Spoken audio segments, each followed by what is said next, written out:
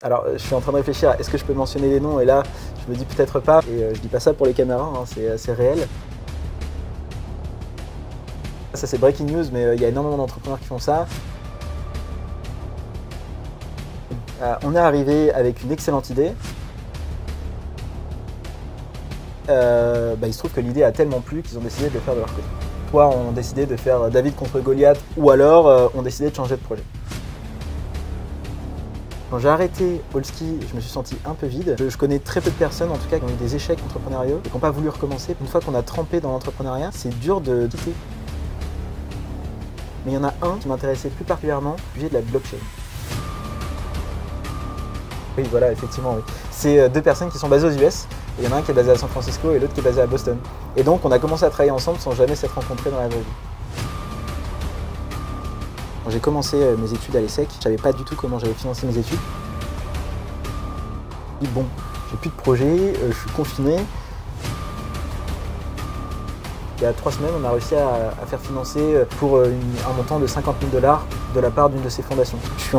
J'ai pris en fait la place que le prof avait à l'époque, c'est-à-dire que je suis prof d'entrepreneuriat pour les BBA de l'ESSEC en 2e année, ce qui est exactement le cours qui m'a donné envie d'entreprendre il y a cela quelques années aussi. Donc c'est absolument génial. Récupérer 1,3 million de subventions. Tu montes une boîte, t'es étudiant et en plus t'es prof. Okay. Voilà, c'est lancé. Je te propose de commencer si ça te va. Ouais, super, tu veux que je commence par où pour présenter un petit peu mon parcours Ouais, mais tu vas voir, genre là, dès que je dis bonjour, merci. Ok. Et ben on y va quoi. Salut Enzo, donc merci de me recevoir à la Défense. C'est le lieu où tu travailles. Qu'est-ce que tu fais à la Défense déjà, premièrement? Salut Emma. Oui, écoute, la Défense, en fait, c'est un espace de coworking. Donc, je suis actuellement au sein du master spécialisé Centrale ESSEC Entrepreneur. Et dans le cadre du master, on a accès à un espace de coworking dans l'incubateur de Paris Co. Donc, vraiment au centre de l'Arche de la Défense, quasiment tout un étage. Donc, c'est vraiment génial. Ok, donc tu es étudiant et entrepreneur. C'est ça, oui, c'est un peu le but du master dans lequel je suis. Donc, Centrale ESSEC Entrepreneur. Donc, je suis étudiant, mais je suis entrepreneur. C'est-à-dire que je suis dans l'optique, en tout cas, d'accélérer un projet en même temps que de solidifier toutes mes bases de connaissances autour de l'entrepreneuriat. Et pourquoi tu veux entreprendre en étant encore étudiant? Tout simplement parce que par le passé, dans l'entrepreneuriat et puis même dans la vie de tous les jours, j'ai fait des erreurs. En entrepreneuriat un petit peu plus, et celles qui ont le plus d'impact. Et donc, je me suis dit, face aux erreurs que j'ai pu faire, et aux erreurs que tous les entrepreneurs vivent, il y a peut-être une manière de les éviter. Et je pense qu'en m'entourant de professionnels, en tout cas dans différents domaines, parce que dans le cadre de ce master, on rencontre des personnes dans le légal, que ce soit du droit des entreprises, il y a plein de domaines différents. Et donc en m'entourant de ces personnes-là, finalement, je découvre des erreurs que je pourrais éviter. Tout bête, bien penser quand je fais un cours de droit sur l'IP, propriété intellectuelle, à bien déposer le nom de ma boîte, à protéger mes brevets si j'en ai. Donc ça, c'est des choses un petit peu bêtes, on peut se dire on y pense tous, mais finalement quand on est vraiment dans son tunnel à vouloir entreprendre, on finit par oublier certains aspects assez basiques de la gestion administrative et quotidienne de son entreprise. Et dans ce diplôme, finalement, je suis entouré de personnes qui m'évitent de faire ces erreurs-là. Ok. Du coup, tu as un peu spoilé. Moi, je veux bien savoir le début.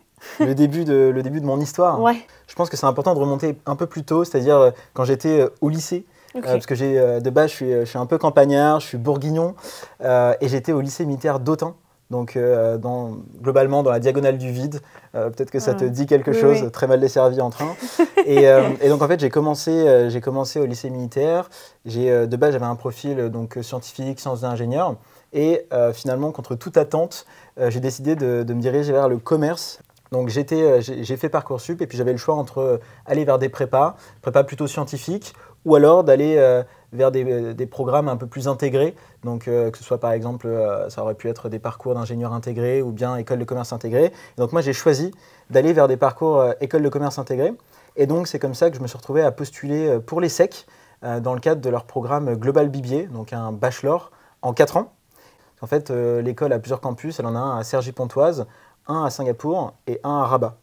Et donc, j'avais directement envie de partir un peu à l'étranger, de m'ouvrir à d'autres cultures. Et donc, je suis parti à Singapour directement. Et je pense que c'est là que tout a commencé pour moi, en tout cas dans l'environnement business. C'est ce qui m'a amené à là où j'en suis aujourd'hui. Quels étaient tes premiers pas dans l'entrepreneuriat du coup? J'ai fini ma première année d'études à Singapour.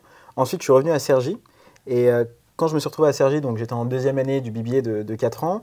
Et j'ai eu des cours d'entrepreneuriat. Et en fait, dans ces cours d'entrepreneuriat, et ça c'est quelque chose de génial, c'est que finalement c'est des entrepreneurs qui nous font ces cours-là. Et l'objectif de ce cours d'entrepreneuriat, c'était concrètement de trouver une problématique et d'y répondre à travers la création d'un projet entrepreneurial. Et c'est tout bête, mais si tu veux, ce cours, il était vraiment génial.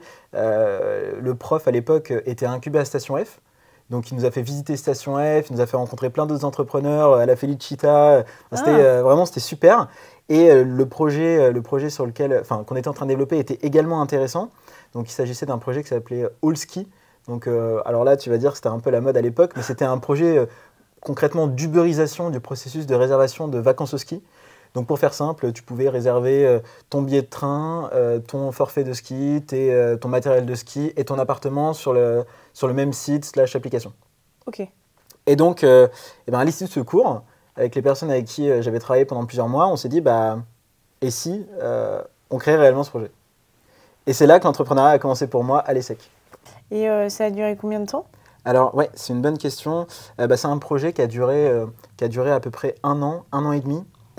À noter que donc, sur cette période, moi j'étais étudiant et à un moment donné, je suis rentré en alternance chez Thales dans l'aérospatiale. Okay. Et donc, j'ai réussi à maintenir les deux. En tout cas, jusqu'à un certain moment dans mon alternance, j'avais les deux qui se passaient très bien parce que j'avais une tutrice d'alternance qui était géniale et qui me disait le soir rentre chez toi, va travailler sur tes projets, ce qui était assez incroyable. Mais là où on a eu un petit problème, c'est que même si j'avais le temps, je me suis retrouvé confronté à une autre problématique, c'est que finalement on avait rencontré beaucoup de gens autour de nous qui pouvaient nous aider. On avait une personne de l'équipe qui connaissait par exemple... alors, je suis en train de réfléchir à est-ce que je peux mentionner les noms, et là, je me dis peut-être pas, mais on connaissait une grosse agence média dans le monde du ski. Par exemple, quand on regarde TF1, le JT de 20h, à la fin, généralement, ils mettent « Oulala, 20 cm de neige sont tombés sur cette station ». Ça, c'est de la pub. Et on était rentré en contact avec une agence qui faisait ça. On va leur pitcher notre idée. Et ils trouvent l'idée géniale.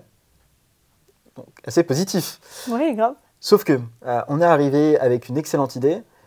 Peu de développement fait, peu de protection posée sur notre idée. Si on ne peut pas protéger une idée par ailleurs, mais en tout cas, on aurait pu protéger des procédés, etc.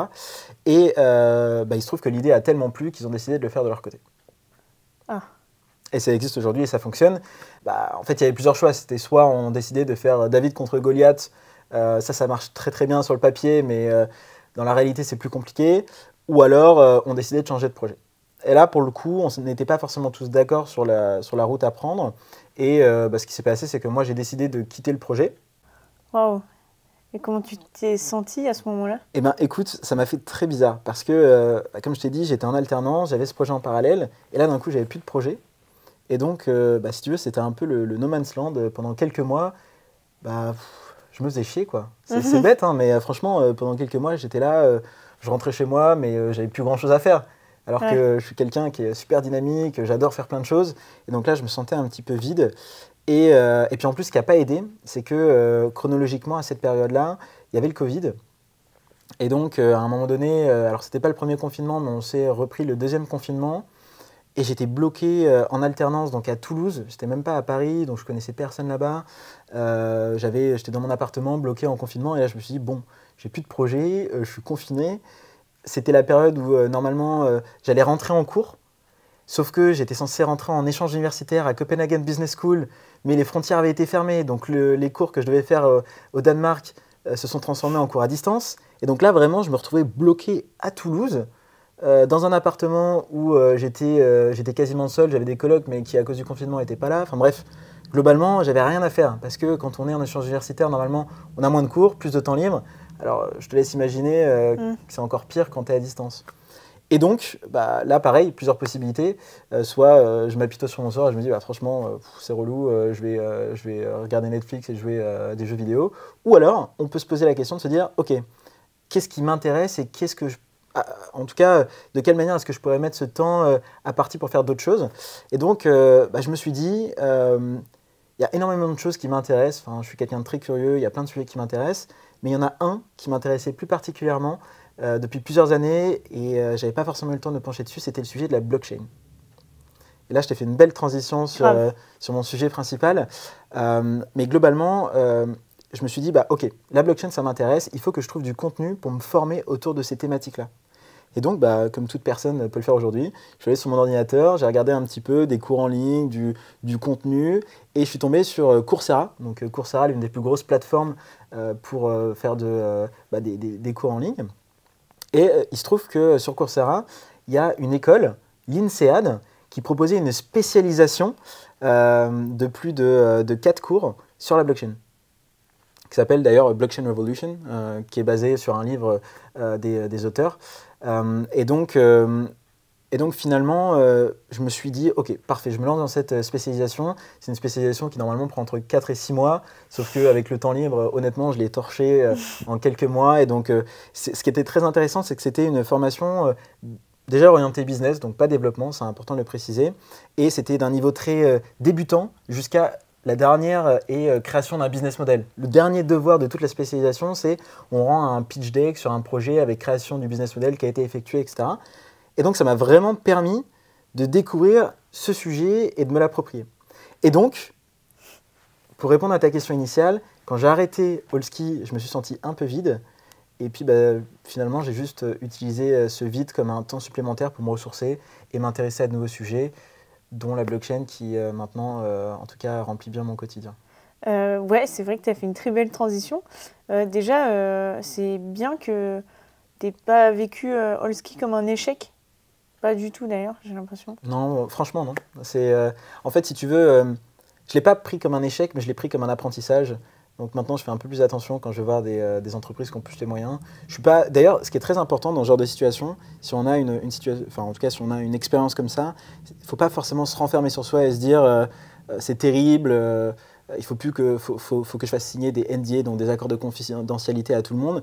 Mais il ne faut vraiment pas tomber dans ce penchant-là, mais plutôt se dire ok, j'ai mal géré, je pourrais faire mieux la prochaine fois et en tout cas mieux protéger ma solution. Mais finalement, ce qui est le plus important, c'est de créer une solution qui a des barrières à l'entrée assez importantes pour quand même en la partageant à n'importe qui, puisse pas être prise. Et ça, c'est pour moi, finalement, avec du recul, c'est le plus important. La solution qu'on faisait, comme je l'ai dit, c'est une uberisation de quelque chose. Donc finalement, c'est des processus qu'on met en place qui sont assez simples. Donc les barrières à l'entrée étaient faibles, donc quelqu'un qui a plus d'argent peut le faire plus facilement. C'était logique. Mais ça, j'avais pas ce recul à l'époque.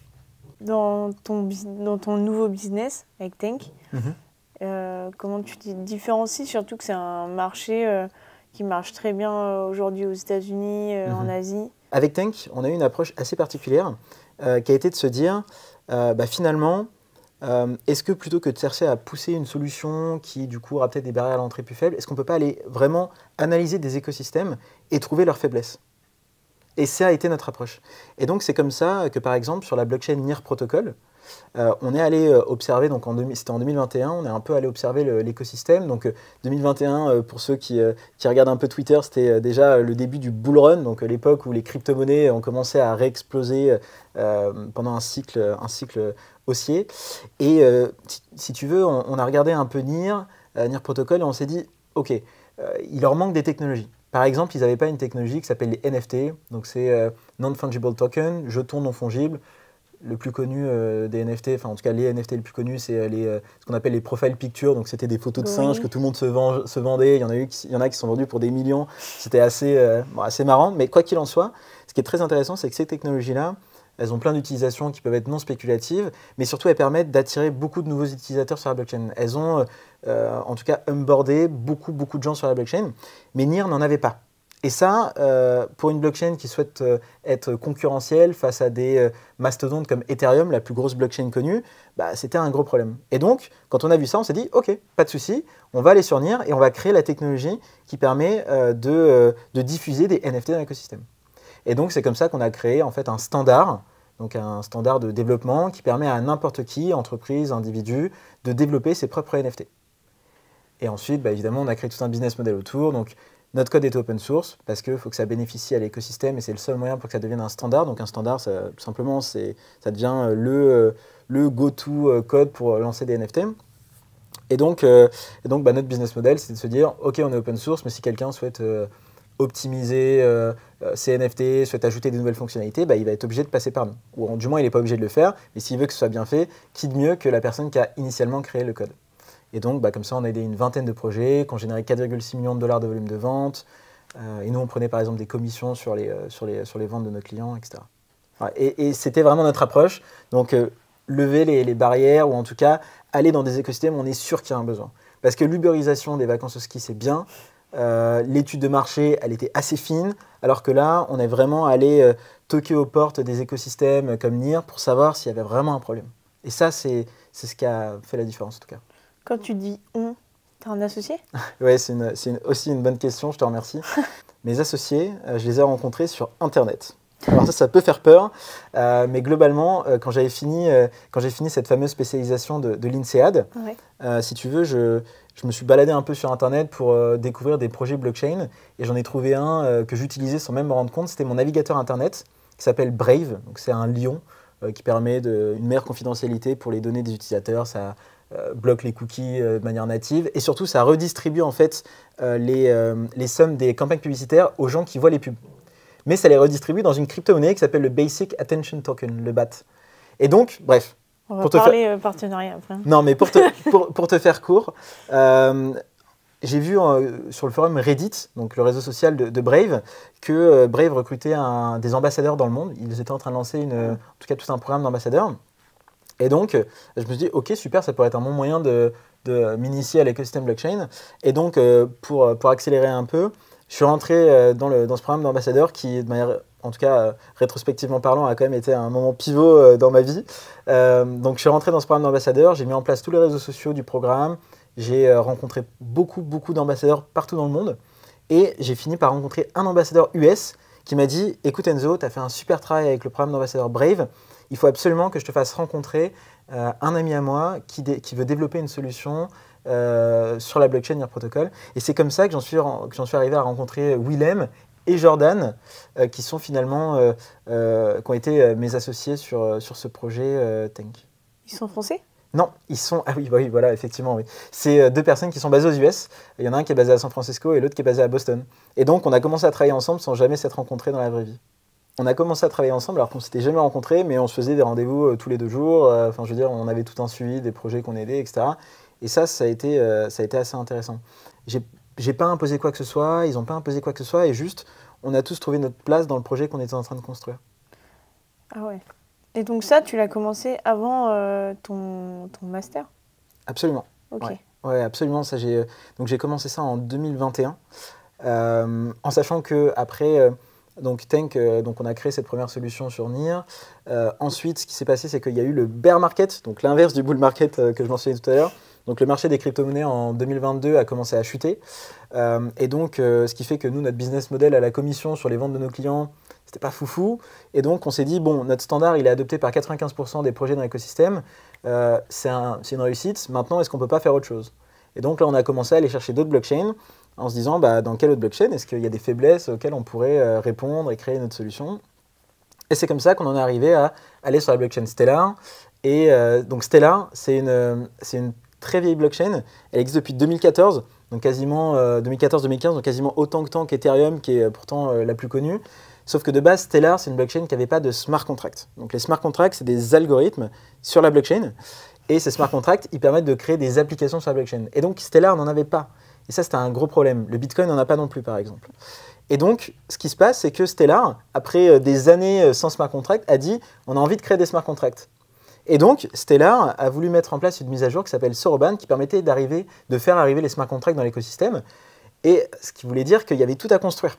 Et donc, nous, on est arrivé dans cet écosystème très jeune où les smart contracts n'étaient pas encore officiellement lancés. Et on a vu qu'il y avait plein de faiblesses dans leur approche. Et on s'est dit, OK, déjà, il y a un gros problème, c'est que leur gestion des smart contracts, elle n'est pas dingue. Il y a des choses en tout cas à optimiser. Et donc, on a poussé auprès d'eux une idée qui s'appelait Smart Deploy, qui permet d'optimiser la gestion des smart contracts sur la blockchain Stellar. Et donc, voilà, c'est à chaque fois comme ça, on arrive dans un écosystème, on voit un problème, on cherche à le résoudre. T'es passionné, hein? Absolument. Bon, alors du coup, tu montes une boîte, t'es étudiant et en plus t'es prof.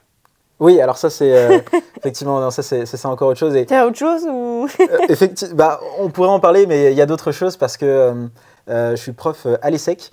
Et ce qui est très très cool, c'est que je t'ai mentionné que c'était l'entrepreneuriat lors de mon BBA à l'ESSEC qui m'avait donné envie d'entreprendre. Et ben, j'ai pris en fait la place que le prof avait à l'époque, c'est-à-dire que je suis prof d'entrepreneuriat pour les BBA de l'ESSEC en 2e année, ce qui est exactement le cours qui m'a donné envie d'entreprendre il y a cela quelques années aussi. Donc c'est absolument génial. Donc j'ai l'impression de redonner ce que j'avais reçu plus tôt. Et c'est juste incroyable pouvoir partager la passion de l'entrepreneuriat avec des étudiants. Alors tous ne sont pas intéressés par l'entrepreneuriat, c'est évident, surtout que c'est un cours dans leur cursus obligatoire. Mais il y en a, honnêtement, quand on les voit, en tout cas construire des idées et les présenter, je vois des étoiles dans leurs yeux. Et ça, pour moi, ça veut dire beaucoup. Ça veut dire qu'il y a des gens qui sont en train de s'intéresser, à se dire « Ok, est-ce que je ne pourrais pas finalement lancer mon propre projet, oser aller entreprendre ?» Et je trouve ça juste incroyable. Comment tu les aides, ceux qui ont envie de se lancer ou ceux que tu sens qui peuvent se lancer mais ils ont besoin d'un peu de motivation?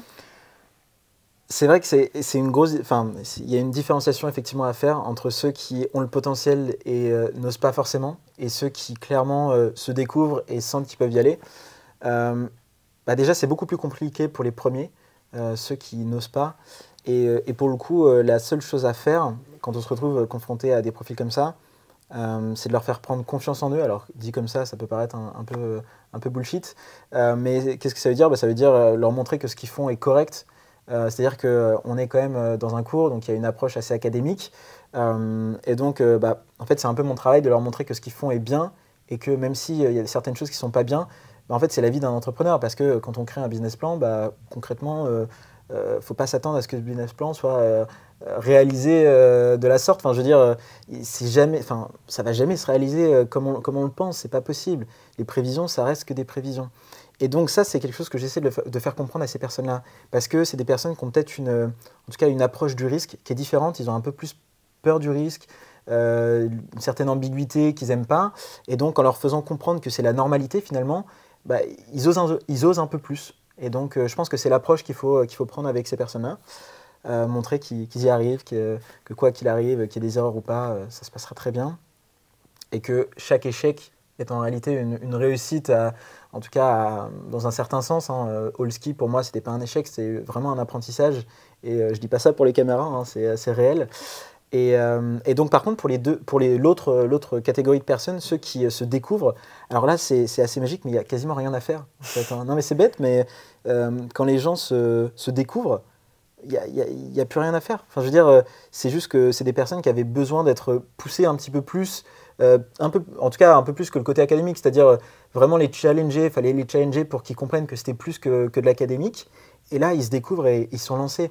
Et peut-être que le projet qu'ils ont présenté, ils vont vouloir le faire à la fin des cours et ils vont se dire « Ah, ok, c'est cool, on va le faire, et ça sera un échec comme All Ski peut l'avoir été pour moi d'un certain point de vue. » Mais ce qui compte, c'est qu'ils essaient, parce que s'ils essaient, et en tout cas qu'ils tentent l'entrepreneuriat, ils vont forcément y retourner après. Je connais très peu de personnes, en tout cas, qui ont eu des échecs entrepreneuriaux et qui n'ont pas voulu recommencer parce qu'une fois qu'on a trempé dans l'entrepreneuriat, c'est dur de le quitter.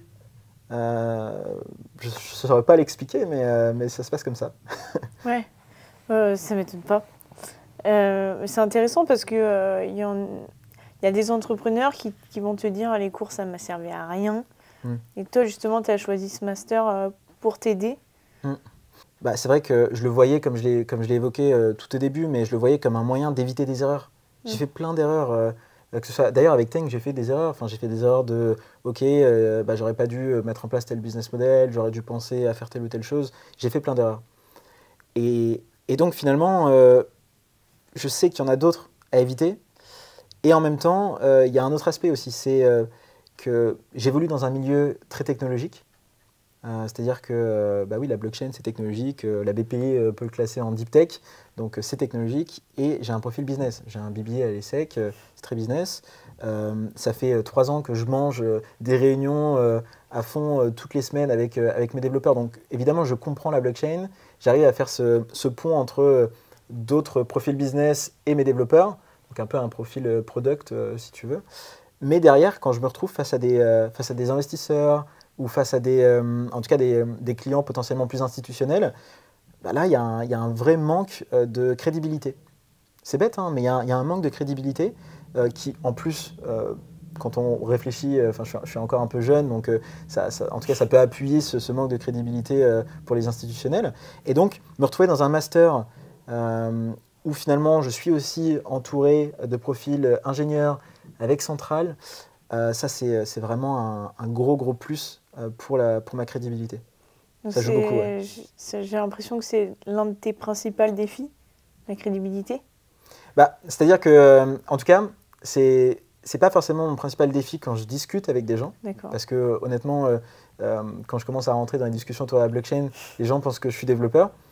Mais par contre, ce qui est difficile, c'est d'avoir le premier rendez-vous avec une personne. Là, c'est compliqué parce que finalement, si tu reçois un message sur LinkedIn, le premier truc que tu vas faire, c'est que tu vas regarder le profil. Je ne vais pas inventer que je suis ingénieur ou que ce soit. Enfin, je veux dire, il n'y a aucune logique à faire ça. Puis de toute façon, c'est pas moi. Et donc, il y a des personnes qui vont tout simplement se dire ok, le mec, c'est un business, il va essayer de me vendre un truc, alors que moi, je n'essaie pas de vendre quoi que ce soit. Je veux dire, j'essaie de montrer une vision. Et c'est difficile des fois d'atteindre ce premier rendez-vous. Mais une fois que le premier rendez-vous est passé, généralement, ça se passe bien. Et comment tu as fait du coup pour le premier rendez-vous? Eh bien écoute, c'est un mix entre de l'acharnement et de la visibilité. C'est-à-dire que si tu as vraiment envie de rencontrer quelqu'un, bah, tu envoies un message sur les réseaux, puis après, bah, tu te rends disponible, tu vas à tous les événements pertinents où tu peux rencontrer des personnes avec le même profil. Ok. Avec tout ce que tu fais, comment tu arrives à avoir un équilibre entre vie pro et vie perso? Ah ouais, alors ça, c'est d'autant plus compliqué parce que finalement, mon travail, c'est ma passion. Et donc, bah, écoute, honnêtement, c'est délicat. Vraiment, hein, c'est compliqué parce qu'en plus, tu vois, il y avait les cours au master, les cours à l'université, les cours que je donne, mes projets, en sachant que je ne rentre pas dans les détails, mais il y a quand même des sous-sections à l'intérieur de Tank qui d'ailleurs est en train d'évoluer, etc. Enfin, il se passe plein de choses. Et donc, effectivement, ça me prend beaucoup de temps. Et donc, je dirais que j'ai un équilibre de vie qui ne correspondrait pas à beaucoup de gens. Parce que, par exemple, je vais faire du sport, mais honnêtement, j'ai pas un rythme de vie où je me dis, ok, je vais faire du sport très régulièrement, etc. Mais en même temps, je cours partout aussi, dans le sens où je marche partout, je me rends partout, je vais à plein d'événements. Donc, c'est aussi du sport en soi. Mais je considère que j'ai un équilibre de vie qui n'est pas forcément idéal. Mais moi, il me convient. Parce que ce que je fais, c'est une passion pour moi. Et ça fait 4 ans que j'ai ce rythme-là et je kiffe ce que je fais. Et donc, ça me convient. Mais c'est vrai que des fois, quand je monte mon agenda à des gens, ils se disent « mais comment tu fais ?»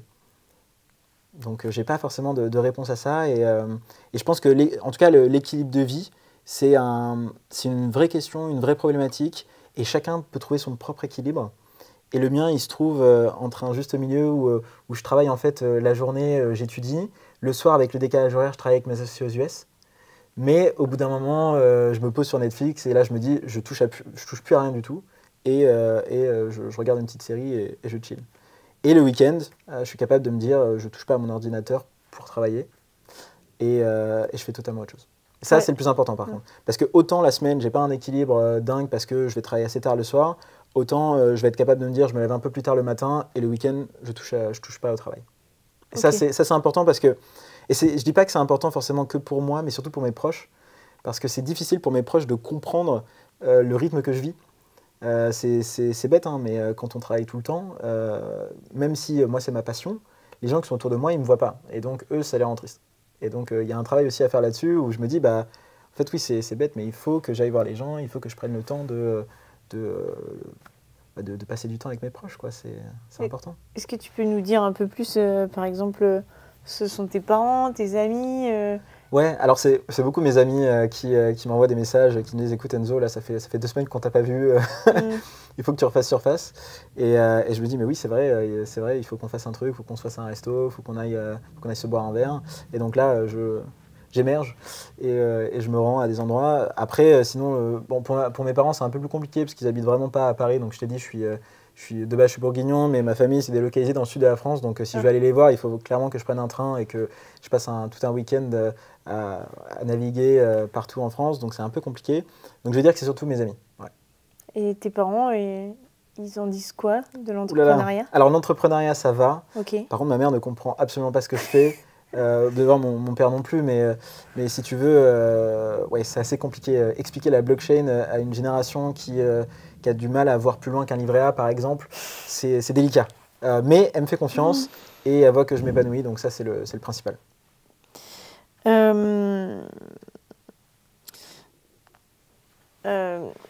Quelles ont été tes premières sources de soutien quand tu as commencé à entreprendre? Ouais. Alors ça dépend, est-ce qu'on parle de soutien financier, soutien émotionnel? Les deux. Ouais, c'est vrai que c'est une excellente question parce que je suis de base, je suis assez solitaire, en tout cas dans mon travail. Donc je pense que ce qui m'a beaucoup aidé, ça a été le soutien indirect de certaines personnes.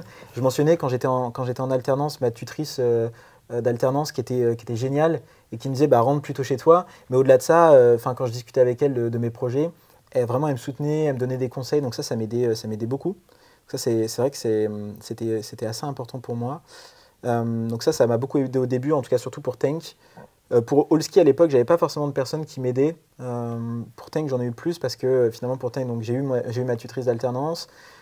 J'ai eu également les personnes de mon équipe parce que là j'ai eu une équipe un peu plus consistante. À un moment pour Tank, on travaillait avec des gens un peu partout dans le monde. Quand on se faisait des calls, on avait pris l'habitude si tu veux, d'échanger sur des choses qui n'ont rien à voir avec le business aussi. Hein. C'est vraiment de se faire des petits aller doucement vers le travail. Et donc mais au bout d'un moment, on échangeait aussi sur nos problématiques de travail. Donc très très open, un mindset assez open pour échanger sur ses difficultés au travail, etc. Donc ça a été un soutien assez important dans les moments plus compliqués. Et également dans les moments où finalement, ok, le marché, je parlais tout à l'heure du bear market, le marché chute, il faut qu'on change d'approche, il faut qu'on aille développer quelque chose de nouveau. Ça, c'est une approche où il faut se soutenir dans une équipe aussi. Donc ça, c'est quelque chose qu'on a su faire, donc ça a été très important. Et ensuite, à un moment donné, je me suis aussi rapproché de l'incubateur de l'ESSEC, ESSEC Ventures, okay. qui du coup a incubé Tank. Et donc là, j'étais entouré d'un startup manager que je peux contacter absolument tout le temps, Eduardo, qui est incroyable. Et donc ça, c'est beaucoup de soutien. Il y a tout un réseau d'alumni en résidence. Donc c'est des alumni en résidence, donc c'est des anciens alumni de l'ESSEC qui des fois sont devenus, enfin en tout cas qui font des profils différents, qui peuvent devenir CFO dans des grosses boîtes, qui sont entrepreneurs, qui sont growth hackers, en tout cas plein de rôles différents. Il y a aussi des business angels. Des personnes qui bossent dans des VC, des personnes qui bossent à la BPI, bref, plein de profils différents. Et donc ça, c'est du soutien supplémentaire quand on a des problématiques un peu particulières. Et je pense que c'est tout. Mais c'est vrai que après c'est étonnant parce que si tu veux, dès le départ, j'étais pas forcément à la recherche de personnes qui m'entourent en tout cas dans une optique de mentorat par exemple. Mais au fur et à mesure que je rencontre des gens, il y en a qui finissent par, avec qui je finis par développer des relations. Par exemple, si tu veux, là, il y a quelques mois, j'ai rencontré un cadre de chez Xerox qui m'accompagne. Donc maintenant, on se fait des rendez-vous toutes les 3 semaines. Il m'aide pour mes projets. Je suis accompagné par un ancien cadre de Oracle qui, lui, m'aide au sein du master. Donc c'est vraiment mon mentor au sein du master et qui m'accompagne. On se voit une fois par mois. Donc j'ai aussi une personne, donc je fais partie d'une association qui s'appelle la Paris Blockchain Society. Et donc avec son président Patrick, on se voit pareil une fois par mois pour échanger sur nos difficultés, etc. Donc dès le départ, je n'étais pas forcément à la recherche de personnes. Mais dès que je commence à rencontrer des gens, parfois on se dit, ok, il se passe quelque chose. Je pense qu'il y a un bon feeling. Peut-être qu'on pourrait s'aider mutuellement. Et je pense que c'est là que le soutien se crée. Et ce qui est important, c'est d'être capable de créer du soutien avec des personnes qui nous comprennent aussi. Parce que ça, c'est une grosse problématique, je pense, dans l'entrepreneuriat. C'est déjà, un entrepreneur peut être seul. Ça, c'est une vérité. Quand on est confronté à son business, on peut être seul. Mais même quand on est entouré d'autres entrepreneurs, si on est le seul dans son industrie et que personne ne comprend ce qu'on fait, on se sent quand même seul. Et donc, c'est important d'avoir des gens qui comprennent un minimum ce qu'on fait et pour lesquels il y a une synergie d'échange. C'était une très, très longue réponse. Mais c'était très, très bien. C'était très, très clair. Et en plus, il manque la deuxième partie, le soutien financier. Oui, exact. Alors, le soutien financier, alors là, c'est un petit peu différent. Pour le soutien financier, c'est une particularité de la blockchain.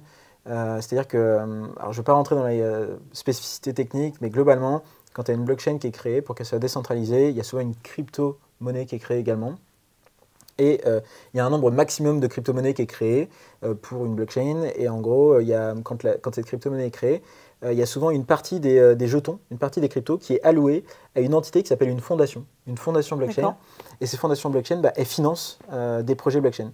Et donc, ça, c'est le gros plus. C'est que par exemple, je te disais que Tank évoluait. Donc là, on est en train d'évoluer. Donc, tous les projets qu'on a créés jusqu'à maintenant sont en train d'évoluer vers une nouvelle plateforme qui va s'appeler une nouvelle entreprise créée en France qui s'appelle Limus Vita et qui va incorporer en fait tous les projets qu'on a créés jusqu'à maintenant. Et donc par exemple là, il y a 3 semaines, on a réussi à faire financer Limus Vita et son projet principal qui s'appelle l'Home pour un montant de 50 000 $ de la part d'une de ces fondations.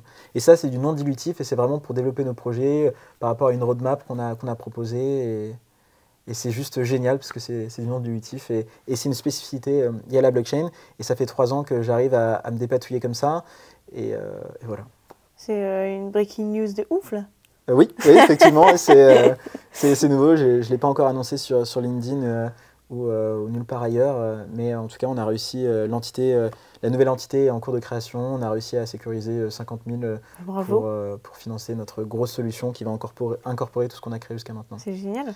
Et d'ailleurs, ce qui est très important, c'est qu'il y a vraiment beaucoup de financements disponibles sur la blockchain. Parce que, alors, tu vois, un petit truc en plus à rajouter. Finalement, sur ces 2 dernières années, j'ai aidé aussi en consulting, sur mon temps perso qui me reste, une vingtaine de projets blockchain à améliorer leur approche marché. Et je les ai aidés à récupérer des fonds auprès de ces fondations. Et j'ai aidé une vingtaine de projets donc, à récupérer 1,3 million de $ de subventions non dilutives auprès de ces fondations.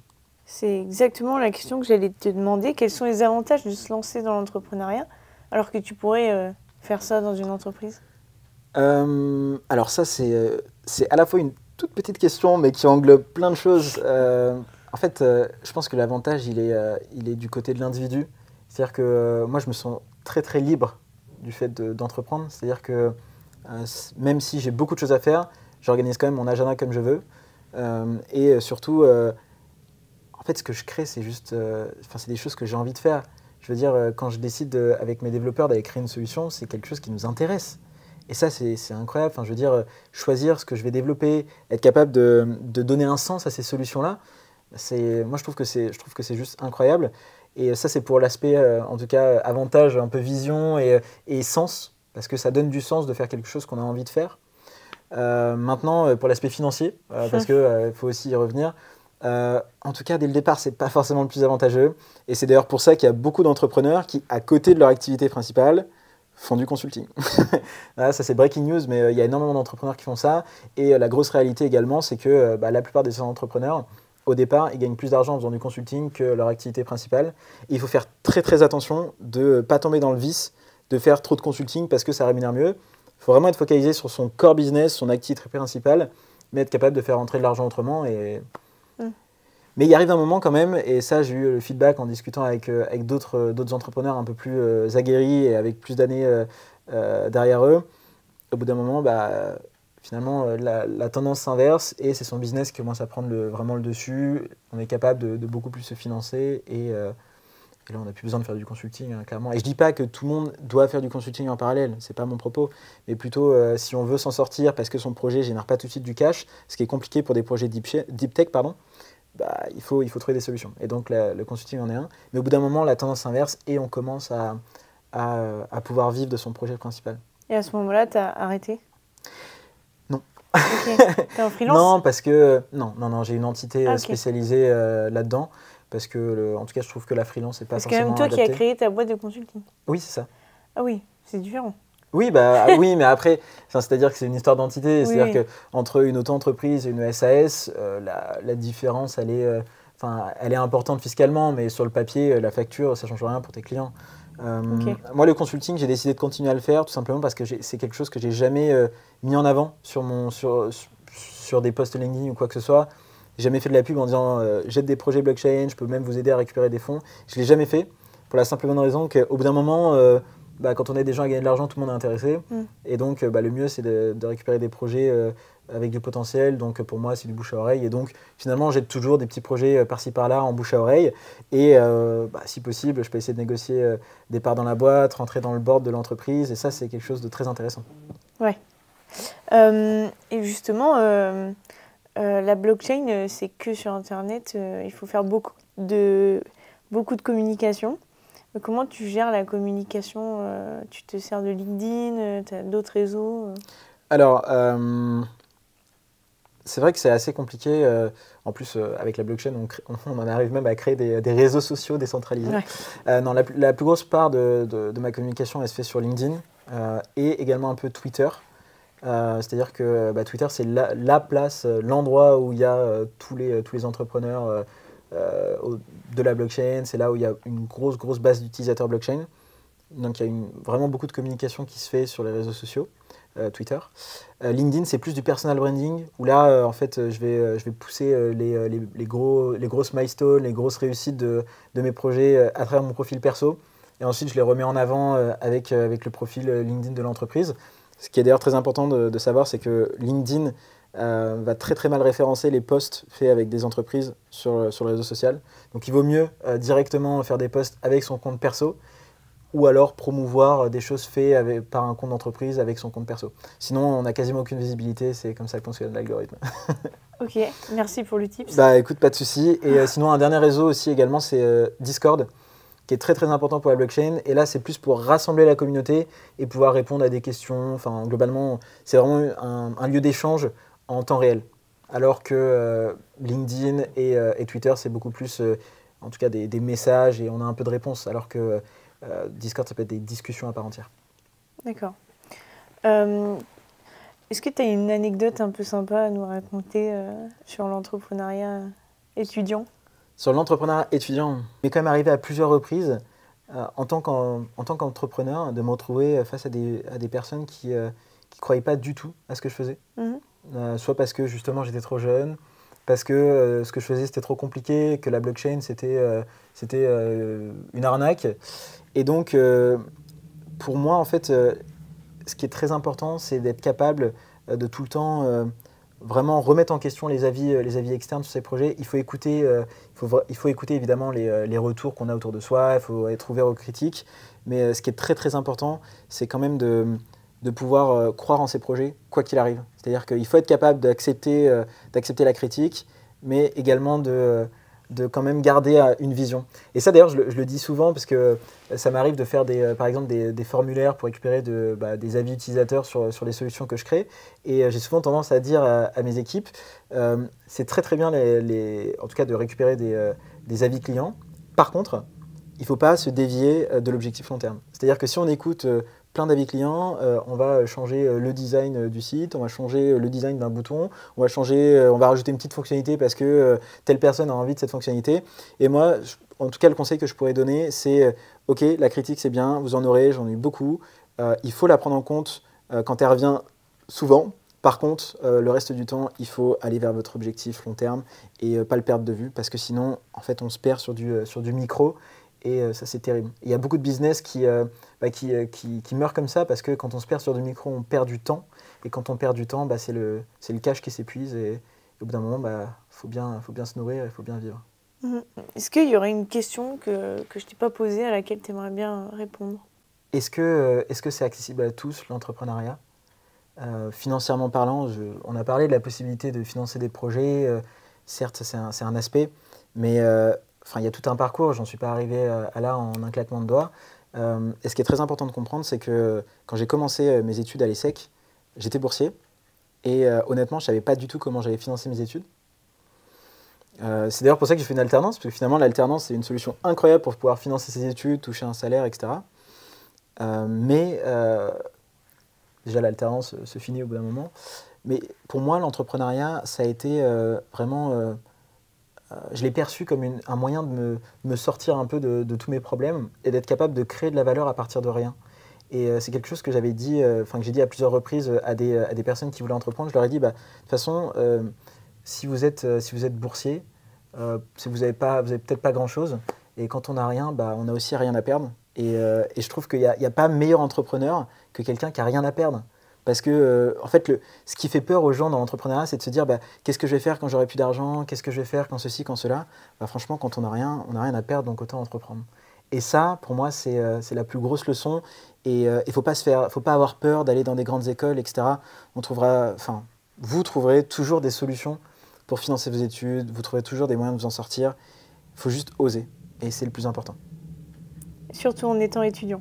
C'est clair. Ouais. Bah oui, évidemment. Parce que c'est pour ça, l'entrepreneuriat, c'est un moyen de sortir, parfois de la galère. Hein. Enfin, je veux dire, être capable de travailler en même temps que ses études. Et finalement, petit à petit, parce que évidemment, il y en a qui vont travailler, qui vont dire oui, mais moi j'ai un travail, je vais travailler au McDo, je travaille dans des restaurants, etc. Oui, mais j'imagine que ça leur plaît peut-être pas, sauf s'ils sont dans des études de restauration, d'hôtellerie, etc. Mais si vous arrivez petit à petit à faire des missions sur des choses différentes, vous trouverez peut-être quelque chose qui vous intéressera, vous trouverez peut-être une passion, et peut-être que cette passion, elle se transformera en entrepreneuriat, et en tout cas, ça vous permettra de vous découvrir, et c'est magique. Merci beaucoup Enzo, c'était super.